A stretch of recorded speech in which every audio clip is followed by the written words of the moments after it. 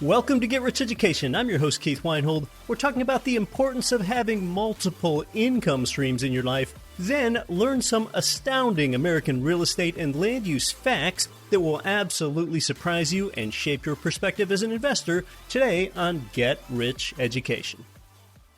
Learn the easiest way to create wealth and passive income with real estate. Now you can access the best deals without the stress or hassle of having to find, renovate, or manage those investment properties. Norada Real Estate saves you time by providing you with passive income investment properties in some of the best U.S. markets. Learn more at PassiveRealEstateInvesting.com and download your free copy of the ultimate guide to passive real estate investing. There's no obligation and nothing to buy. Simply visit PassiveRealEstateInvesting.com. For a real estate investor like you seeking an income property loan, go to Ridge Lending Group, NMLS 42056. Over the years, you've heard President Chaley Ridge generously devote her time to you here on the show as a guest.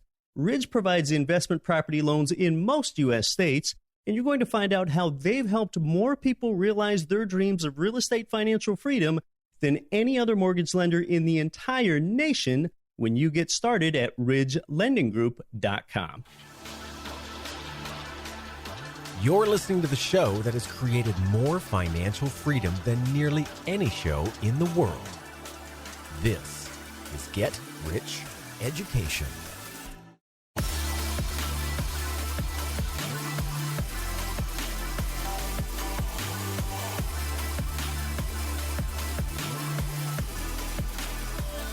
Welcome to Get Rich Education. I'm your host, Keith Weinhold. Don't follow money, make money follow you. That is one enduring motto here, and there are some recent events that really bring this to life. See, ultimately, you want freedom, and you can't have freedom if you're beholden to someone else, like just one boss or just one employer as your sole income source, or even as your primary income source. Now, I've got a longtime friend here in my home city of Anchorage named Chad, and Chad and I have spent years hiking and doing outdoor activities in the past. Now, Chad's wife, Jen, has always been the top earner. She's the breadwinner in Chad's family of four. Jen works for a major oil company, and one day, about 4 years ago, Jen's employer notified her that they were going to be transferring her job from here in Anchorage, one oil-centric city, to Houston, Texas, another oil-centric city. So Chad's family of four felt like they didn't have much choice. Jen would either say no to the transfer and get laid off, and their family would have to suffer from a substantial reduction in their income, hence reducing their standard of living, or Chad's entire family of four would have to uproot, sell their Anchorage home, and move to Houston, Texas. And that's exactly what they did. Well, here's the thing. They didn't want to go to Houston. They didn't like Houston. Personally, there's nothing wrong with Houston, but it just did not fit Chad's definition of where he wanted to be. Houston didn't have the outdoor amenities and the wide open space that their family liked. The hot, humid summers and the traffic there just don't suit Chad's family. Well, what did they do? See, they went and followed money. And resultantly, they still had a reduced standard of living. Just like you would have had a reduced standard of living, would you have left your job and not taken the transfer? Because either way, they weren't happy. You're forced to uproot to Houston and keep your income, but if you're not as happy there, you've reduced your standard of living in terms of your quality of life. So it's a reduction in your standard of living whether you take the job transfer or you leave it, either way. I'm telling you this because my friend Chad followed money. He's a good friend, but he's not into real estate investing, where you live where you want to live and own income properties that often reside where you don't live, and you have that stream of money follow you to wherever you choose to live.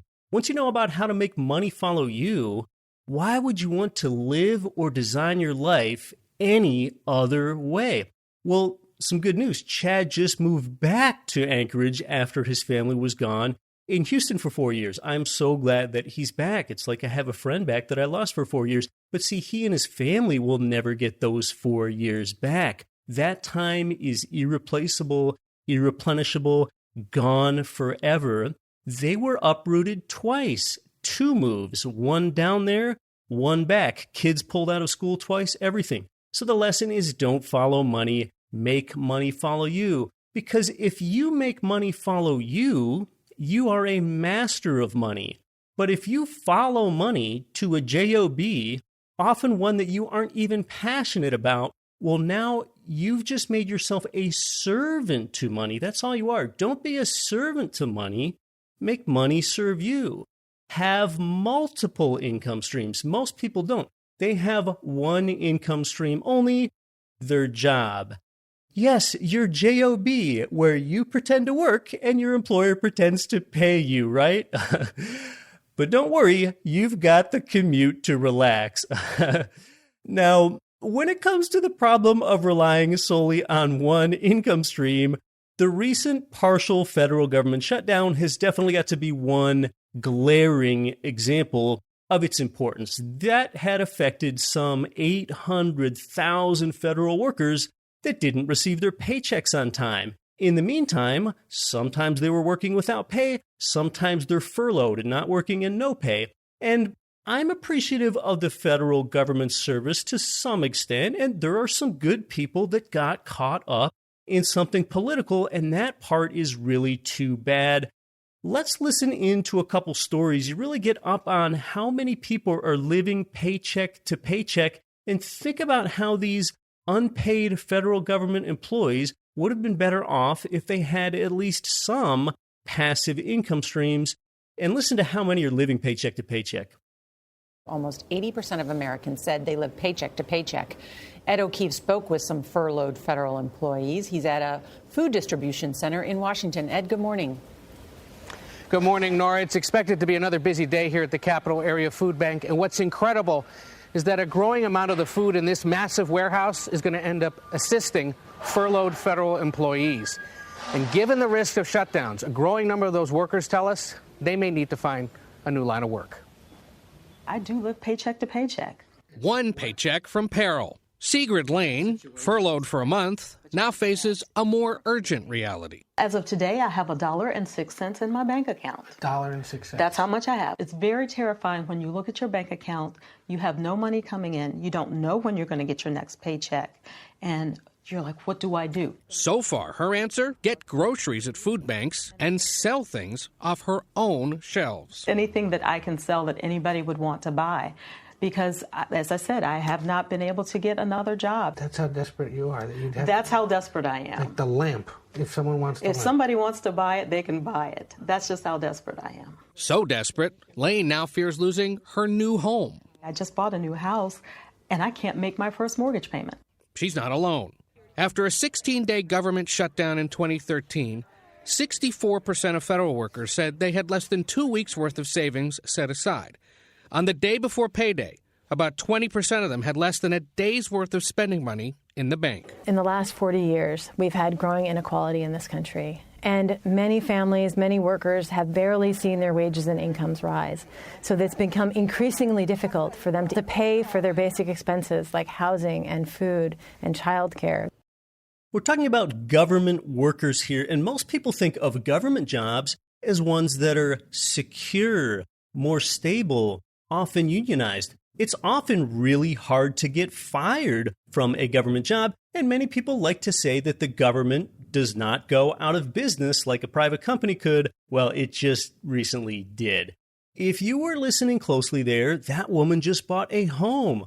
Paying rent is not the same as throwing money away, so she probably made some down payment when she bought that home. Now she has dollars trapped as equity that is illiquid. It's not easy to get at. Let's continue with this.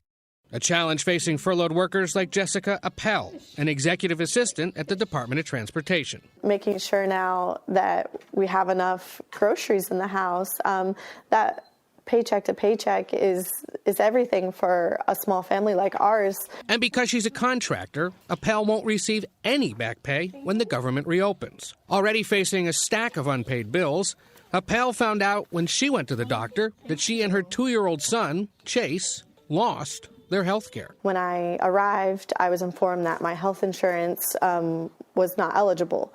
So I had to make the decision of paying out of pocket. So Jessica's boyfriend took a second job at night. See, to most people, when they think of the phrase increase my income, the first thing that their mind shoots to is getting a raise at their existing job or getting another job, whether it's a higher paying job or whatever else, or a second job. Gosh, if these people just had, say, 4 rental doors that each cash flowed $200 a month, I bet just $800 per month would make a substantial difference in their financial life. But instead of putting down payment money into something like that that's going to produce income and all the other benefits, they put it in something like a 401k or into the down payment on a primary residence. People need more liquidity in their lives. What do some workers do with their excess liquidity? They participate in these voluntary salary reduction plans like a 401k or a 457 plan. Or for government workers, above and beyond their pension, if they have one, it might be called a 403b plan. It's basically the same thing. Consider opting out of these salary reduction plans. Get some cash flowing assets. That's why I call it a salary increase plan. And that way it keeps you liquid too. And you might never have to live paycheck to paycheck again. People are brought up to learn that formal education, hard work, and savings pay off. They don't. What does? The right education, smart work, and liquidity. That's what pays off. Leverage, arbitrage, cash flow, that's what pays off. Still, my heart went out to a lot of federal workers in all of that. The takeaways, again, don't follow money, make money follow you to wherever you live, it'll come to you. And have multiple income streams. If you don't have multiple income streams, you are financially fragile. You are the one that designs your life. When you're writing the story of your life, you should be the one that holds the pen. Don't let an oil company employer or a divisive political climate be the ones that are holding the pen. Have some control. In fact, I've got another personal reference here. Less than 5 years ago, I was a government employee myself, employed with the State Department of Transportation. So I had had about 10 years of building multiple passive income streams through real estate while I worked at that job. And 5 years ago, I was pretty close to quitting my job at that point, but I was still there. Well, here's what happened to me. And this can happen to you as you're building largely passive income on the side.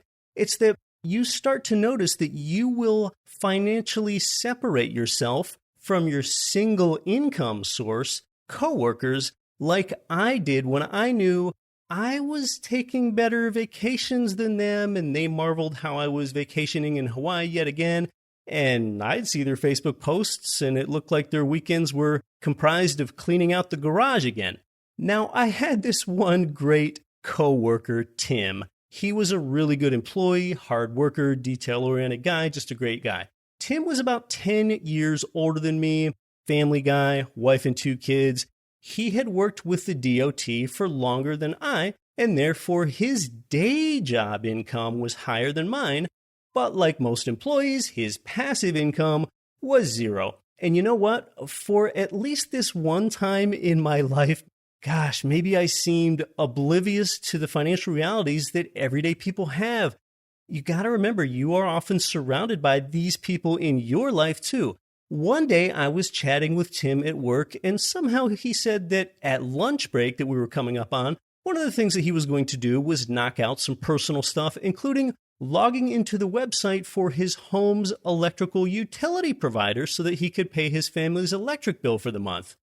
Tim told me that he does that every month. Well, to me, that sounded like a mundane thing to do, so I thought I just asked a natural follow-up question, and I asked him, oh, the electric company doesn't just have your credit or debit card so they can ACH charge it every month? That way you don't have to log into your account online every month. The answer Tim gave me was one that I never expected, never even considered. Tim said that he needs to log into his account every month and see if he can pay his electric bill manually because he never knows whether he'll have enough money to cover it every month. Oh my gosh, that shocked me. I had no idea that meeting a basic home utility bill could be problematic for an established who appeared to be middle class or maybe slightly above middle class person that seemed to be a conformer to society in every way. That hit me pretty hard, obviously, because I still remember it here 5 years later. I felt awful too. He's a great guy, and he didn't act offended one bit as I just kind of quietly nodded my head to his response and changed the subject. The power and importance of multiple income streams. It is just really difficult to overstate it.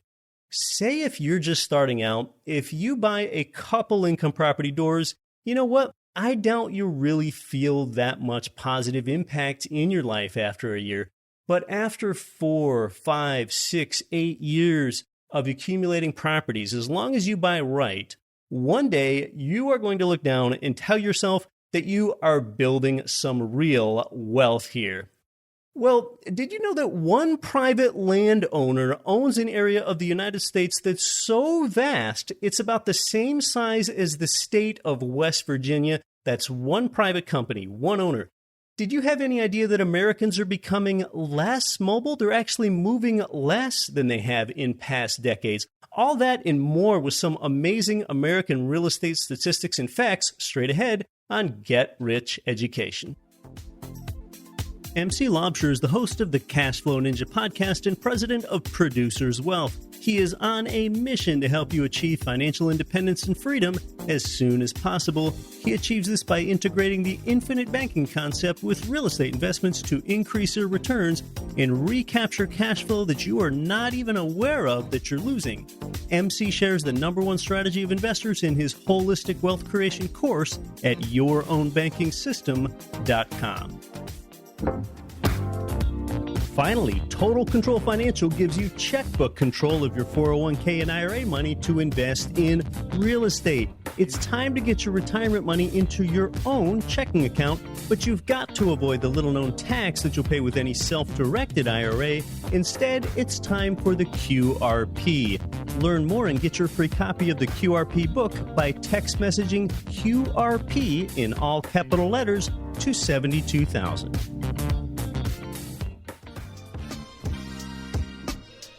This is the Real Wealth Network's Kathy Fettke, and you are listening to the always valuable Get Rich Education with Keith Weinhold.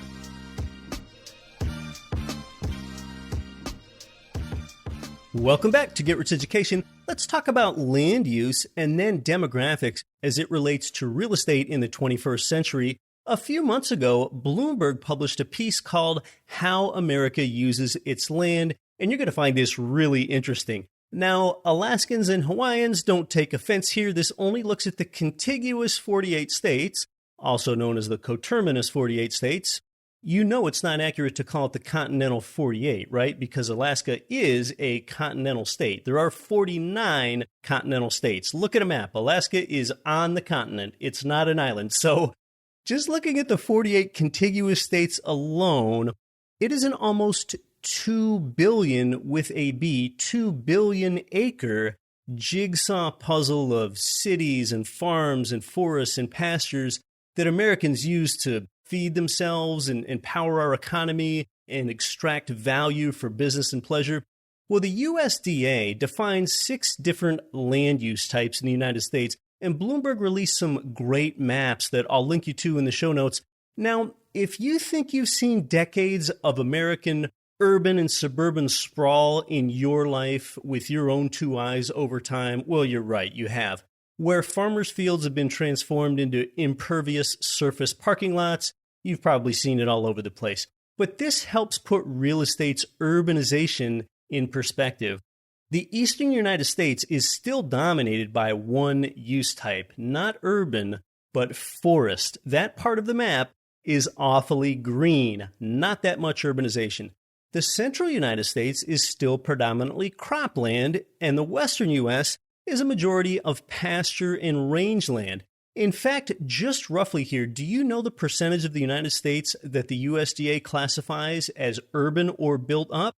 It's less than 4%. Between 3.5% and 4% of the U.S. is urbanized. But despite that fact, 4 in every 5 Americans live, work, and play in an urbanized area. So because you might spend a lot of time there, and it's what you might see with your own two eyes every day. Urban areas, concrete, buildings, sidewalks, asphalt. You see this every day. You may very well have a false perception that much more than 3.5 or 4% of the U.S. is urbanized, but that's all it is. Now, the U.S. is becoming more urban at an average rate of about 1 million additional acres every year. That's the equivalent every year of adding new urban area the size of Los Angeles, Houston, and Phoenix combined every year. In fact, U.S. urban areas have more than quadrupled since 1945. It just still doesn't take up that much space in the U.S. And that fact is often something that you'll become cognizant of the next time you make a cross-country airplane flight. Speaking of the real estate that you often do see a lot of on a cross-country flight, what percent of the U.S. do you think is comprised of agricultural land? Something that Jim Rogers and I discussed 2 weeks ago. Agricultural land makes up 20% of United States real estate, so about 1/5. Now, just within agricultural land, more of it is used for livestock feed than to feed you, the human. The actual land area used to grow the food Americans eat, and we're talking about American humans here, not American livestock, is much smaller. That alone is about the size of Indiana, Illinois, and half of Iowa all combined. Those 2.5 states is how much area it takes to feed ourselves. And here's what might really surprise you. More than 1/3 of U.S. real estate, U.S. land, is used for pasture. That is by far the largest land use type in, again, just the contiguous 48 states here. Okay, and nearly 25% of that land is administered by the federal government. Most of that is in the West, and that land is open to grazing for a fee. And there is a single major occupant on all this land, and that is cows. Between pastures and cropland used to produce feed, 41% of U.S. land in the contiguous states revolves around livestock. So, at least from a square area perspective, United States real estate is not dominated by humans at all. In a sense, it is ruled by cows. Now, let's look at forests. Unprotected forests and timberland, so not including national forests and parks, constitute 1/4 of the contiguous U.S. alone. Weyerhaeuser Company is the largest private owner of timberlands in the nation. They've got over 12 million acres. In fact, Weyerhaeuser controls so much commercially available timber that it takes up an area nearly the size of West Virginia. Yes, one company owns U.S. timber in an area about the size of West Virginia if it were all combined. So this emphasizes what U.S. real estate is being used for, other than the 3.5 to 4% that's urban. But urban creep, that outpaces growth rates among all of the land use categories. As a use type, urban has the highest growth rate. Another growth area is land that is owned by wealthy families. In fact, according to the Land Report magazine, just since 2008, the amount of land owned by the 100 largest private landowners has grown from 28 million acres up to 40 million, such that today these 100 largest private landowners now own an area larger than the state of Florida. Astounding. Well, now that you have a fresh perspective on how the United States is actually using its real estate, let's look at how humans, that less than 4% footprint component, is interacting with real estate. I think that you're going to be in for a surprise here as well. When I first read this, and you could just Google the 3 words, American mobility rate, and you might be in for a big surprise too. The U.S. mobility rate dropped again to a new low in 2017. That's the latest year that there's data for, with just 10.1% of Americans moving homes within the year. That's the definition of mobility here, moving homes within the year. And that's according to Census Bureau data. Now, we have mobility data going back to at least as far as 1947. And back then, the mobility rate was 20%, meaning that 20% of Americans would move in 1 year back in 1947. Well, that rate has dropped such that by the year 2000, the rate was down to 15%, and today it's down to 10%. Only 10% of Americans move every year. Can you believe that mobility is dropping that much? In fact, some people have speculated that economic opportunity is not enough to get people moving anymore. At least that might mean fewer people following money. Less mobility, that could mean that the wealthy areas of the U.S. continue to accumulate wealth, while the poor areas will remain poor because people are less likely to move for better jobs and companies are less likely to move for cheaper labor. In fact, William Fry, a demographer for the Brook Institution, and I often see William Fry quoted in these types of pieces, he said about America's dropping mobility rate that this is surprising because we have kind of a booming economy, and it's a time you think that mobility would start picking up. So yeah, I'm right there with Richard Fry on this one. I would have thought that since we came out of the Great Recession 10 years ago, mobility would be on the upswing, but instead just the opposite has been true. And see, economic mobility, that's seen as a good thing because this way talent gets better matched up with labor, but mobility is slowing and it's been falling more or less steadily since the 1980s. Now, some real estate people have gotten involved in helping to try to explain this trend. It's partly explained by the aging U.S. population because older people tend to move around less than younger people. That's what a familiar name to a real estate investor like you has said. In fact, that is per Lawrence Yun, chief economist of the National Association of Realtors, and that explanation about the aging population sure seems to make sense. The surprise, Yoon said, is that mobility trends have continued to fall over the past few years, given the recovering and even booming economy. And to inject my own commentary here, we've also seen falling mortgage interest rates for about 35 years, from 1981 all the way until 2016. So you would think that a lower interest rate would therefore entice people to move. But now that interest rates are trending higher, that might keep even more people in place. The biggest decline has been in the share of Americans moving within the same county. However, it still remains the most common kind of move, a fairly local move, if you will. Millennials could also be playing a role in the more recent downturns. That's what Fry thinks. 25 to 34-year-olds are far more likely than past generations to live with their parents, and they're less likely to own homes and move around, but the decline in mobility rates has occurred across every age group. Now, geographical migration trends, they've stayed the same for quite a few decades here, with the high migration toward the Sun Belt and more immigrants in the Northeast leaving than arriving. And here's the impact. It's that the housing sector suffers the most from falling mobility because there are fewer home sales when people aren't moving.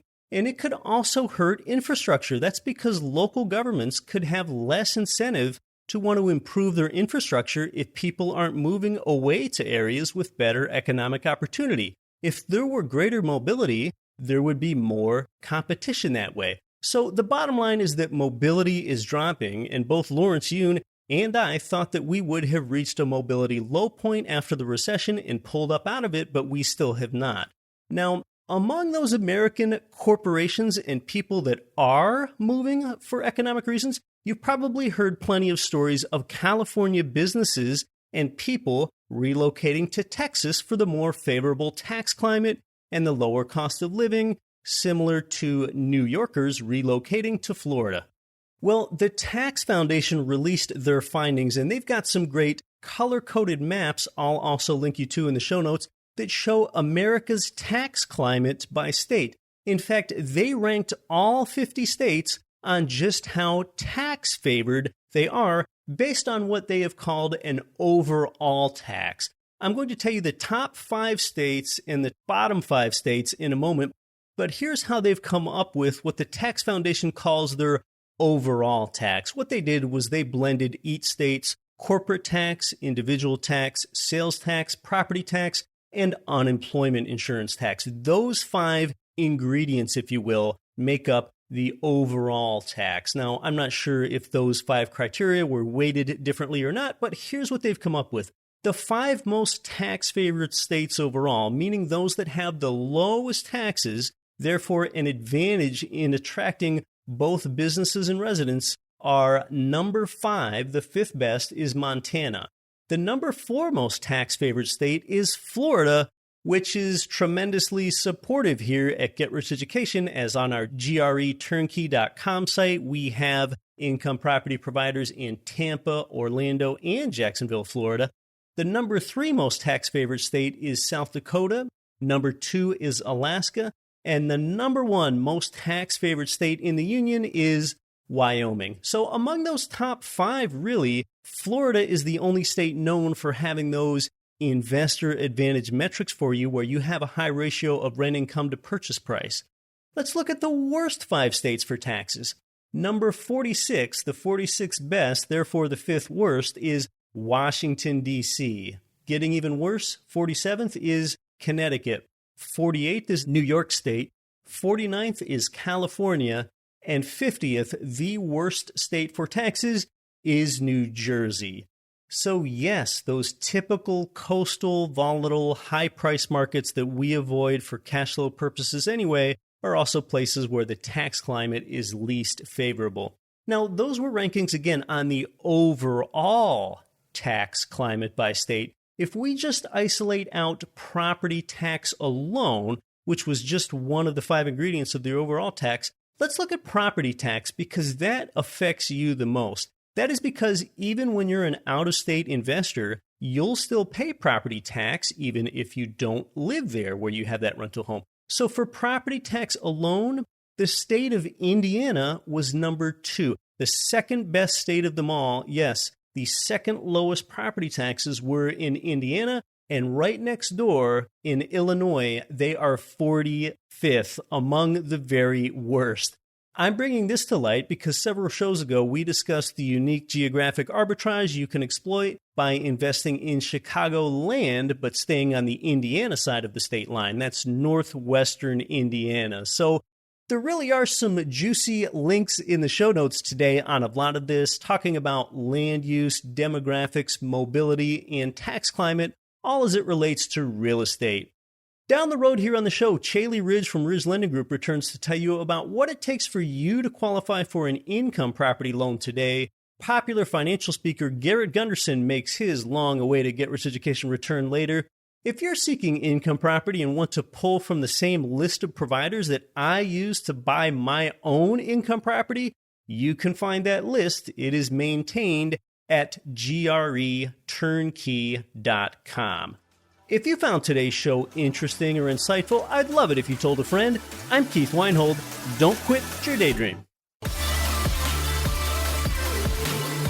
Nothing on this show should be considered specific, personal, or professional advice. Please consult an appropriate tax, legal, real estate, financial, or business professional for individualized advice. Opinions of guests are their own. Information is not guaranteed. All investment strategies have the potential for profit or loss. The host is operating on behalf of Get Rich Education, LLC exclusively.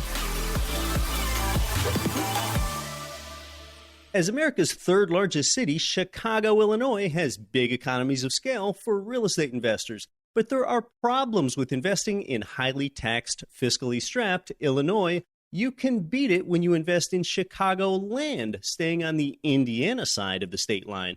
Your property tax on a median Indiana home is less than half that of an Illinois property. Forbes ranks Indiana as one of the top 10 states to do business.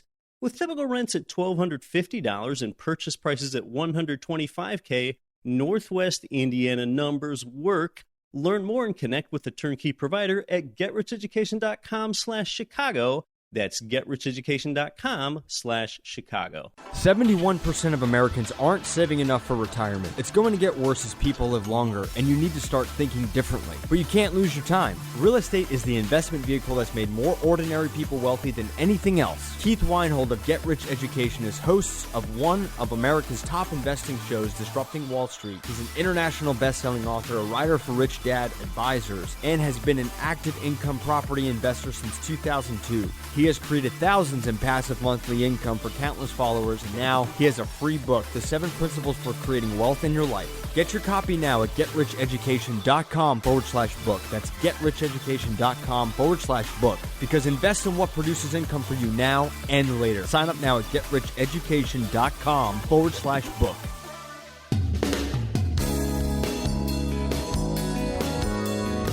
The preceding program was brought to you by your home for wealth building, GetRichEducation.com.